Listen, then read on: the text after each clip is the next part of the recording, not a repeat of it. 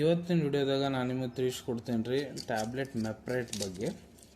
Tablet ಮೆಪ್ರೇಟ್ 10 mg ಬಗ್ಗೆ. ಮೆಪ್ರೇಟ್ tablet ಏನಿದೆ ಇದರೊಳಗೆ ಕಂಟೆಂಟ್ ಏನಿರ್ತೈತಪ್ಪ ಅಂದ್ರೆ medroxyprogesterone acetate tablet IP Indian pharmacopoeia 10 mg ಪ್ರಮಾಣದಾಗ ಇರ್ತೈತಿ.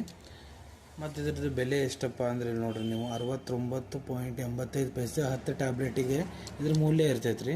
ಈಗ ಡಾಕ್ಟರ್ ಇದನ್ನು ಯಾವ ಸಮಸ್ಯೆಕ್ಕೆ ಮಹಿಳೆಯವ್ರಿಗೆ ಬರೆದು ಕೊಡ್ತಾರಪ್ಪ ಅಂದ್ರೆ ನೋಡ್ರಿ, ಒಂದನೇದ್ದು ಅಮೆನೋರಿಯಾ. ಈಗ ಮಹಿಳೆಯವ್ರಿಗೆ ಮುಟ್ಟು ಆಗ್ಲಾರ್ದಂಗೆ ಇರ್ತೈತೆ ರೀ. 1 ತಿಂಗಳ 2 ತಿಂಗಳ 3 ತಿಂಗಳ ಪ್ರೆಗ್ನೆಂಟು ಇರೋಂಗಿಲ್ಲ ಮಹಿಳೆ, ಮತ್ತು ಅವ್ರಿಗೆ ಮುಟ್ಟೂ ಆಗ್ತಿರಂಗಿಲ್ಲ ಬರಾಬರಿ.